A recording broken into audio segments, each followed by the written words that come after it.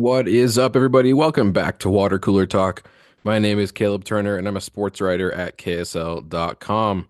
It is December 22nd. We have made it to Christmas week, getting into the last week of the year as we count down toward 2025 here. Not quite there yet, but here we are getting close, and it's a great time for sports as always. And we're here to recap the week in sports for you guys. So you know what to talk about. Maybe not at the office this week, but around the fireplace, around the kitchen island, wherever you may find yourselves celebrating this week with family and friends. We wish you the best, and hopefully you get to catch some fun sports this week as well. So, to start out, I am running solo this week after a couple of great episodes with my buddy Nate. He is down under right now, away with family for the holidays. So we wish him the best. Thought we might be able to get him on a little guest appearance from the other side of the world, but didn't quite work out. So here we are. We'll run through quick to get you guys back on your way with family or wherever you might be hanging out this week. So we'll start out with a little Utah Jazz. Historically, or maybe in recent history, or Christmas has been a basketball season time of year. The NBA famously with Christmas Day games. Now the NFL has tried to make that a little different, but still, we're gonna start out with some basketball because I truly believe deep down that this is hoop season. I think we are in the indoor portion, the basketball hardwood portion of the year. So we're starting out with the Utah Jazz. They are winning. They've won two in a row, consecutive wins for the first time this season, and both on the road at Detroit and Brooklyn, which, usually a great thing, right? Get a couple wins, help the morale, et cetera, et cetera.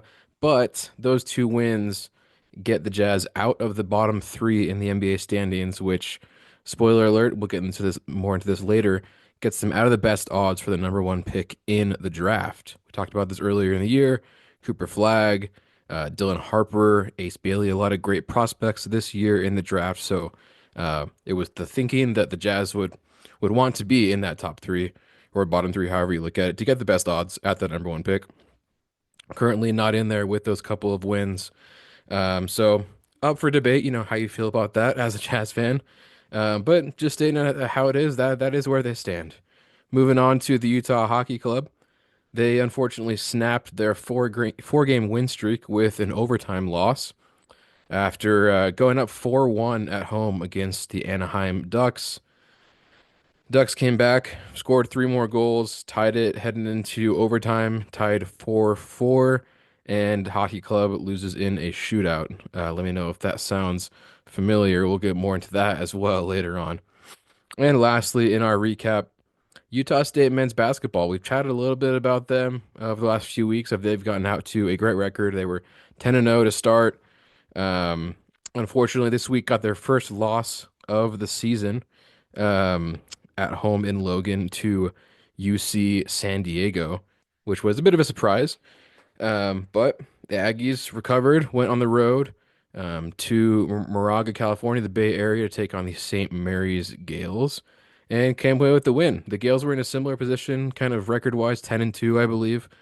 So a big win there on the road against the former BYU West Coast Conference opponent, the St. Mary's Gales. Typically a very strong team, have made NCAA tournament several times, and that's a tough place to play. So kudos to the Utah State Aggies men's basketball team getting that win on the road. Moved to 11-1 on the season. So more on them to come up later in this episode. Now, as we turn to our look ahead, back to the hockey club. They've got two in a row at home this week over the Christmas holiday. First tomorrow against the Dallas Stars, and then later in the week against the Colorado Avalanche, who have kind of turned into one of two main rivals, I would say. Either the Golden Knights or the Avalanche would count as kind of a regional rival for the hockey club. Two big home games. So if you're here in Salt Lake looking for something to do over the Christmas week, maybe check out the hockey club. They've had, as we'll get into in a second in our winners and losers, they've had some great games, a lot of overtime thrillers at the Delta Center. So always an exciting time, if not always a win. At least it's exciting, hopefully.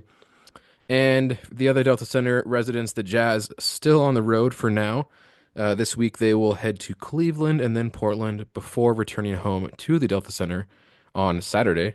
Finally, after a big road trip for most of the month of December, Jazz against the 76ers on Saturday at home. In case you need to get your basketball fix, no Christmas Day game for the Jazz. Typically, they don't kind of give those bottom dwelling teams the high window, but later on in the week, if you need to scratch that itch, the Jazz will be here. And then going back to our Utah State Aggies, they'll have another big road test this week against a ranked team as they start Mountain West play against number 23 San Diego State on Saturday. So doesn't get any easier for the Aggies. A lot of big tests.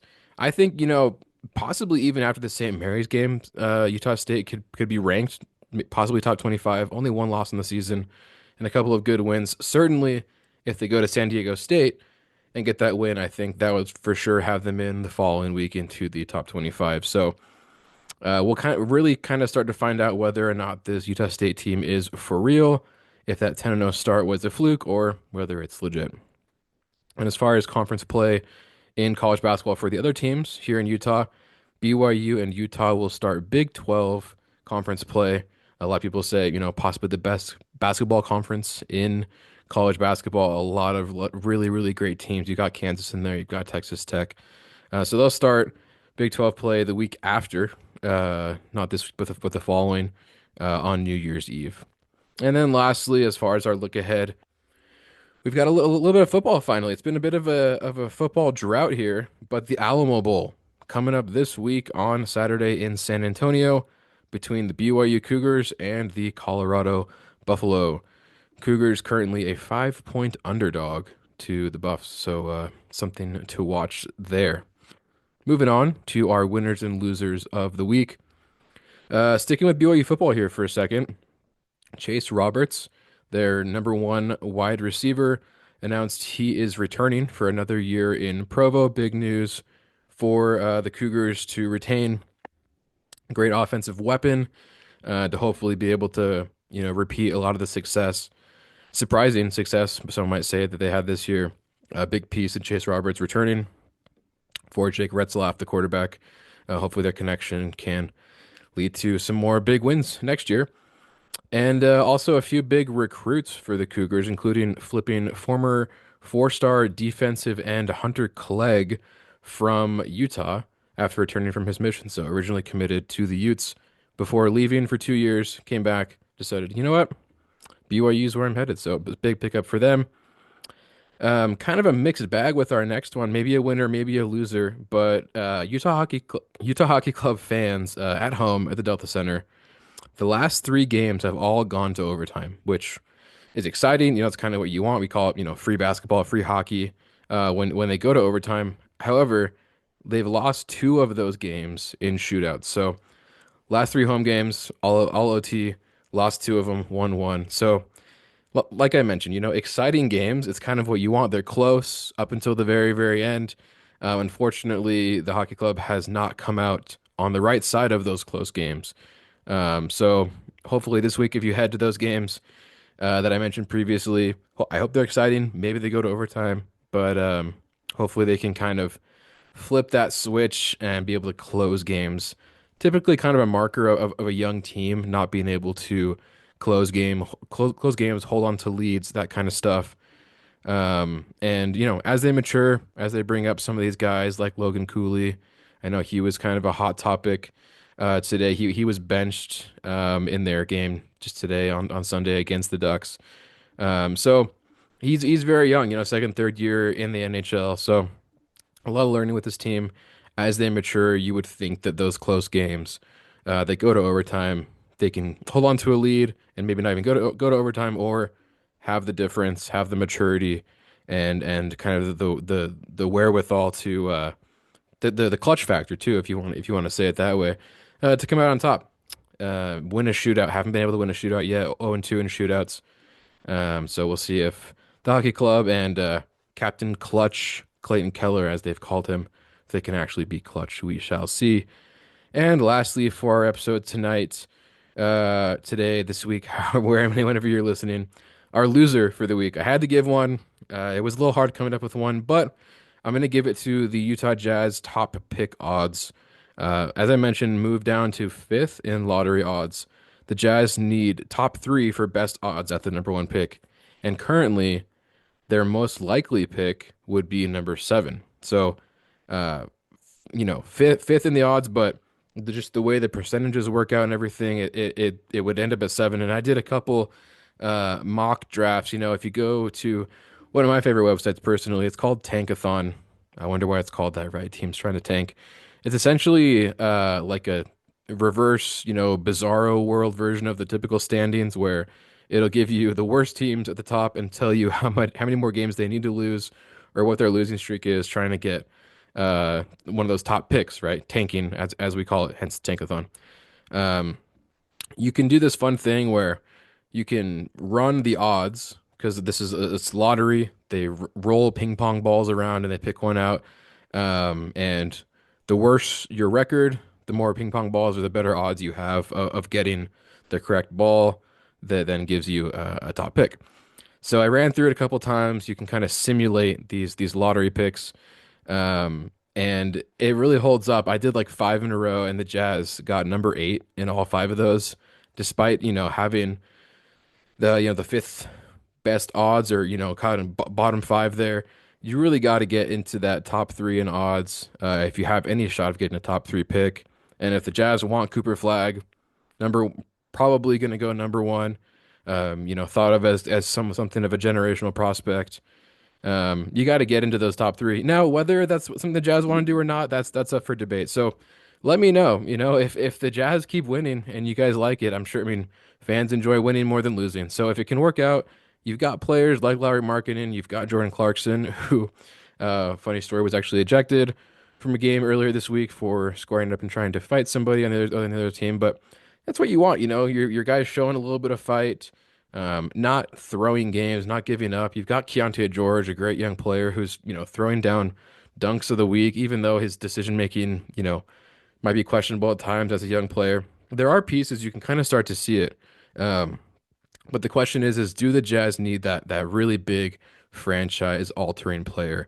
Is that Cooper Flag? Is that one of these other guys like Dylan Harper? I've had a chance to watch a couple of his games at Rutgers, and he's great. He's a guard, which in this league, you need a good point guard, you need a good shooting guard, you need scorers, guys that can score points and make plays for you. So if you think the Jazz have that guy on their team right now, if it's Markkinen, if it's Keontae George, if it's hey someone else coming up, maybe, who knows? But the way their record looks right now, as I mentioned, losing 10 out of 11 games, things like that, you're not in a great position to start out with. So it gets to a point where you kind of have to decide: are we going to try and go for it and win, or are we going to play our young guys, which the Jazz have done? Kudos to them, but um, that's the way they're leaning, in my opinion, is toward a less good record than a good record. So might as well go all in, get the best odds. Hey, maybe that means trading Larry Markkinen. There were a lot of talks about that in the offseason. Didn't end up happening. The Golden State Warriors have shown to be buyers, bringing in guys like Dennis Schroeder, and they apparently really, really wanted Lowry earlier. So a trade can certainly get you into a spot where you play your young guys more, and you happen to lose a few more games, and that might not be the end of the world. So hate to end on a bit of a low note there for the holidays, but I think it's important, and New Year's resolutions heading into the new year. Jazz, maybe it's losing games. Hockey club, maybe it's winning close games at home. So let me know if you guys get to check out any of those games at home this week at the Delta Center. Should be a lot of fun, whether it be hockey or basketball. I hope you have a great time with friends and family over this Christmas week, and we'll catch you guys next week.